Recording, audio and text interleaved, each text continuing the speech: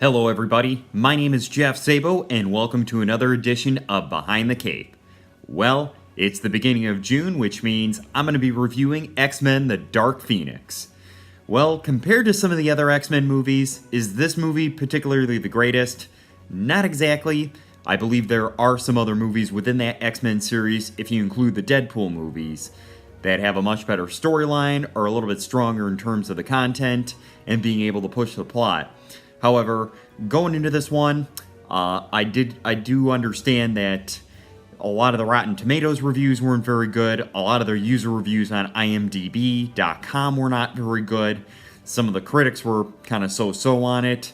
I know the Cleveland Plain Dealer / Cleveland.com review gave it a B-, which personally going into this movie, I was just kind of curious as to how they were going to play off the Phoenix storyline again. Keep in mind they tried this with X-Men: The Last Stand a few years ago, or several years ago, and a lot of the people kind of thought the movie was a bit lackluster. They didn't really do a great job portraying it. Personally, I would give this movie a B. I found it to be enjoyable. I thought it is definitely much darker than the other X-Men movies. Granted, Logan was a pretty dark movie, however, this one, when you're using all the other X-Men characters, so to speak, when it's more of the ensemble cast, not just focusing in on just Logan, it really is kind of a darker take on just all the movies in general. I mean, there isn't as much comic relief, not as many lines to kind of break up the sequences and the action, with the comic relief segments. So keep that in mind. It is really a much darker storyline. They really kind of tweak not only Magneto's character, but Charles Xavier's character as well. I really liked how they kind of took some fresh takes with some of the storylines, and it's not just simply the X-Men versus Magneto, or Magneto, being evil and just killing people. I really think that they did a great job, doing with utilizing a fresh take on this, not only with the story, but also the content as well. And then Sophie Turner, I can definitely see why the producers really wanted her in that role, starting back with X-Men Apocalypse. I thought she did a great job. And keep in mind, she did a lot of studying about mental illnesses in preparation for this role. I thought she really did a great job doing the dual personality of Jean Grey and being possessed by the Phoenix. So I really thought that was a key part of the story. There's some areas where you really do have to pay attention because you're going to be scratching your head going, okay, who are these characters called again? And so keep that in mind.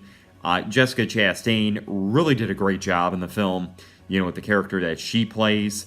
I'm not going to give too much of that away, but I think she really kind of helped carry the movie, so to speak, with her portrayal of the character. And I think really her scenes are very pivotal in this film.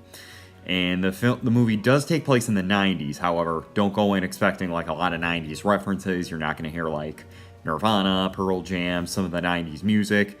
They really kind of focus more in on the character of Jean Grey being possessed by the Phoenix and all the social and society issues going around at that time. So I really like the fresh take on this one. I think it's better than what some of the critics and some of the user reviews had for this one. I'm not going to give the ending away, but I think they really had a nice ending to it.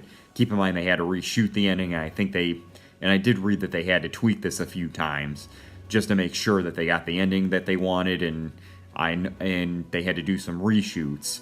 So keep that in mind as well. I really think that they did a great job kind of tying up everything.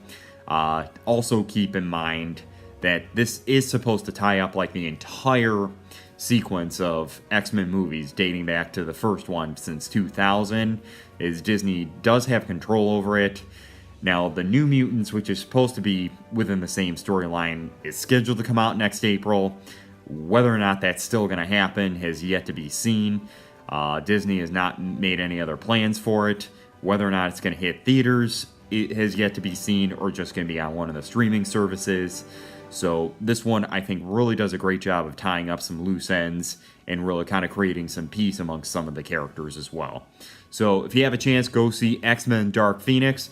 I'm Jeff Sabo. Thanks for watching Behind the Cape. We're going to see you at the movies.